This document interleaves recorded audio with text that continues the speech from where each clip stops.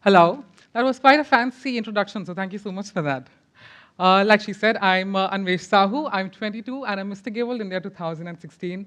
And I'm so incredibly grateful to be here on the stage all over again. This is the third time that I get to be here. And every time I've been here, it's been so incredibly fulfilling for me as an individual to share the space with all these inspiring group of people. I do very strongly believe that each and every individual who's sitting here right now has an idea which is worth sharing, which is worth listening to and learning from. And I feel very blessed today that I have this opportunity today to share my own life experiences and lessons with you all. And for that, I would like to take this opportunity to thank the TEDxCVS team, my wonderful Mr. Gay World India and Mr. Gay World family, my sister Ankita, and of course my parents, who are a little more supportive than they used to be. Now, it's been 6 years since I've come out, and even today the question that I get asked very often is, when did you choose to be gay? Now, you see, that's a very interesting question, and I'm so glad someone asked me that question, because now I have so much material to talk about. So thank you to whoever who asked me that question, and in order to be able to answer that question, we'll have to go a little back in time. Now, I grew up in the 90s, and I was big on Zee Cinema and Setmax. And Salman Khan used to be a mega star back then. He still is a mega star. But in the 90s, he had this really interesting boyish charm to him. And he was my superhero. I had a huge crush on him until Kaho Na Pyare happened in 2000. And Hrithik Roshan was everything. I was also I was also big on dark chocolate around this time. So you see, the dark chocolate mixed with Hrithik Roshan, it did its thing. It enhanced my libido. I used to keep watching him all the time on television, and sparks flew by, butterflies in my stomach, and psh, the gay within me was born. Simple. Quite simple, isn't it? I wish it was that simple. But nothing significantly gay really happened until the time I was like 13. Maybe because a 10-year-old was busy fighting narrow societal norms and gender stereotypes.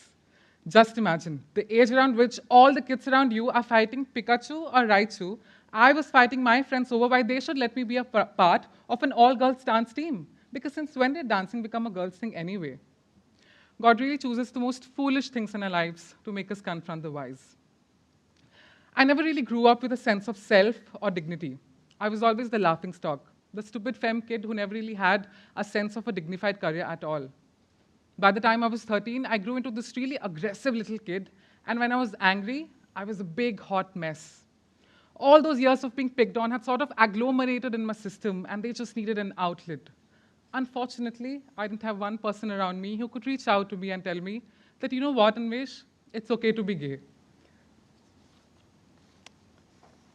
Now,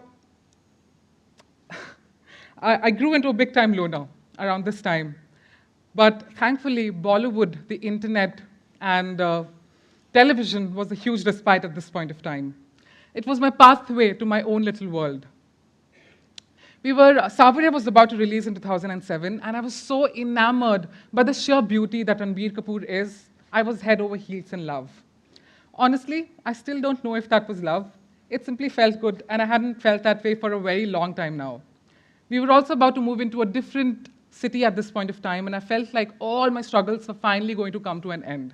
And could I have been any more wrong?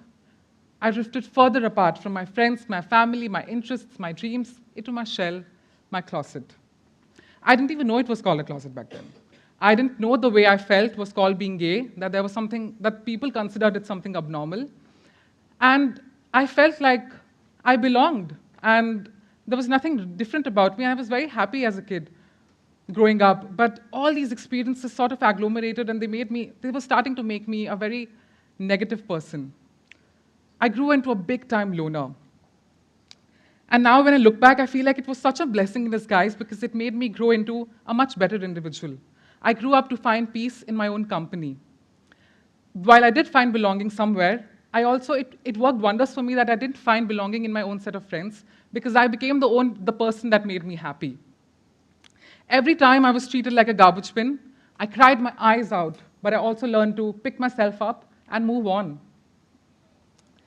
Even today, I'm still fighting my own fight, just like my whole life, on my own, and I'm the happiest, and I wouldn't want to change a thing about it, honestly. A few years ago, when I won Mr. Gay India, the internet was exploding with how ugly I am. Imagine a 20-year-old waking up in the morning as Mr. Gay India and the world around him screaming at him and telling him, you know what? You don't deserve to be Mr. Gay India because you're too ugly and that you're too dark. Surprisingly, it didn't affect me one bit. And I realized that I had never been taught to value myself on the basis of how I looked. I never learned to be in front of a mirror wishing for a perfect nose. What I did, however, learn was the joy in being a human, the joy in being able to live to inspire. And why shouldn't we all live to inspire? Remember that Bruce Springsteen's quote, more than rich, more than famous, more than happy, I just want to be great. But at the same time, I'd be lying if I say that I have never walked in front of a mirror and told myself, really, Anwesh, how ugly are you? And that's what happened when I went for Mr. Gay World, with all these beautiful, gorgeous men from around the world placed in front of me. It made me a little nervous. And I realized that it came from living under the umbrella of a white superiority complex. It also lied in my own opinion of a gay, femme, skinny, brown boy like me. I had never learned to respect my own self. And then I realized that sometimes when someone tells you that you're effeminate, and that's a bad thing, over and over again through 20 to 21 years of your life, it really gets etched into your system, and it's difficult to come out of it. Thankfully, at the right time, I found RuPaul. I only recently started watching RuPaul's Drag Race, and it's made me fall in love with my feminine self. In fact, every individual through the gender spectrum should be able to accept and embrace their feminine selves with elan. Growing up, I was very fond of Barbie dolls, but I would always mask my love for Barbies with G.I. Joes because I didn't want to come across as someone too vulnerable and too weak. I wish I can go back to my younger self and tell him how femininity and effeminacy aren't euphemisms for indignity. Being femme, skinny, brown, being me is sexy and powerful, and so are you. The day I started taking myself a little less seriously, I realized how life could be so much more fun. I realized how boring it was to be a part of the crowd. I wanted to stand out. And that's also what led me to start my own campaign, Fitting Out, which completed 2 years and 2 months in Feb 2018. And it celebrates originality. It also gave me a little bit of a sass. So when my mom came up to me and she was complaining about how God has been so unkind with her and unjust to her that he's given her with a gay son, I said to her, maybe God loves you a little more, so he's gifted you with a unique masterpiece.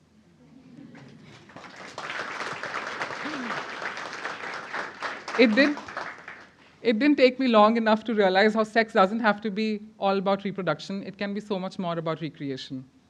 Coming out was such a liberating experience for me. It made me love myself, and it made me understand that I didn't have to pay any heed about what people said I was supposed to wear. I wore everything that made me happy, and I think that's how it should be for anybody in this world. For a very long time, I believed that the idea that changed my life was coming out. And then I realized that the idea that truly changed my life was realizing that I'm so much more than my sexuality.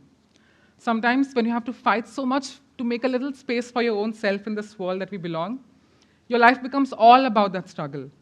But I don't want all my life about this to be about this fight. I have my own personal milestones. I want to go through my first kiss, my first dog, my graduation, simple things like everybody wants. But I felt like at some point of time, my life became all about that struggle and all about that fight. We're all so much more than our sexuality. I've been asked at multiple interviews how difficult it is to be gay in India. And I've always said, it's as difficult and it's as beautiful as it is to be human in India. Of course, I've had my own set of struggles. I've been groped, stalked, molested, been made obscene calls. I've had to live in houses with no running water. But at the same time, I've also found acceptance. I found a sense of elegance, a sense of order and design in this chaos. And it is what it is. I've spoken enough about how important it is to not be heed to what people really have to say about you. And the sooner you realize the same, the better it is, because then you would be able to focus on more important things in your life, like having a career, having a job, being independent, swimming for your own life. What we as millennials lack the most is that sense of belief. I come from a very small village called Kornia in Odisha, and it's a long way from Kornia to the international stage of Mr. Gay World in Malta. The only reason I could fulfill and accomplish my goal was because I believed in it, and that belief made me work towards my goal. And it worked wonders for me. If I can, anybody can. I obviously didn't have the choice of being gay, but today, if I ever have the choice, or maybe in any of my future lives, I'd happily choose to lead this very life that I have to myself. I'm so grateful to God that He made me gay, because He gave me the opportunity of understanding at a very early age in my life that we're all so much more than being a man or a woman. We break our heads too much over being the perfect man, the perfect son, the perfect daughter, the perfect wife. We're all individuals first and everything else after. And nobody should complete you, only you should. If somebody else completes you, then you're in big trouble. तुम काबिल हो, तुम आसमान छुओगे. You're able, you have what it takes, you're worth it, and sky's the limit. Thank you.